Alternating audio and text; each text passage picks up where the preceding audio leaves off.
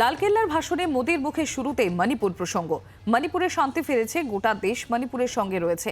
রাজ্য কেন্দ্র মিলে শান্তি ফিরিয়ে আনার চেষ্টা করেছে, ভবিষ্যতেও করবে, বার্তা প্রধানমন্ত্রীর।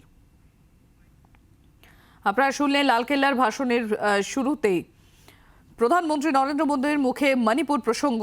তার বক্তব্য, মণিপুরে শান্তি ফিরেছে, গোটা দেশ মণিপুরের সঙ্গে রয়েছে।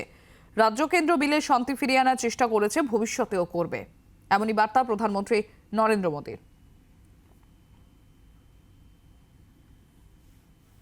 তৃণমূল কংগ্রেস সাংসদ ডক্টর শান্তনু সেন রয়েছেন আমাদের সঙ্গে। শান্তনুবাবু, স্বাগত জি 24 ঘন্টায়। শান্তনুবাবু, আজকের এই স্বাধীনতা দিবসের দিন লালকেল্লার ভাষণে প্রধানমন্ত্রী মোদী তিনি ভাষণ শুরুতেই তার মুখে মণিপুর প্রসঙ্গ শোনা গিয়েছে। আজকে তিনি বলেছেন যে মণিপুরে শান্তি ফিরেছে, গোটা দেশ মণিপুরের সঙ্গে রয়েছে, রাজ্য আর কেন্দ্র মিলে শান্তি ফিরিয়ে আনার চেষ্টা করেছে। কি বলবেন? প্রধানমন্ত্রী হিসাবে সম্ভবত শেষবারের মতো লালকেল্লায় জাতীয় পতাকা তুলে স্বাধীনতা দিবসের এই ভাষণে তিনি আজকে যে কথা বললেন, বাস্তবটা হচ্ছে প্রায় 3.5 মাস ধরে মণিপুর জ্বলছে। শয়ে শয়ে মানুষ সেখানে মারা গেছে, শতাধিক মহিলা ধর্ষিতা হয়েছেন, মহিলাদের ধর্ষণ করে নগ্ন করে রাস্তায় প্যারেড করানো হয়েছে। কার্গিলের প্রান্তে দেশের নত করে দিয়েছে।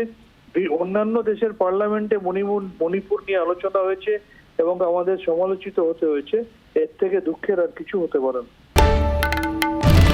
বাংলার আওয়াজ, বাঙালির আবেগ, জি 24 ঘন্টা।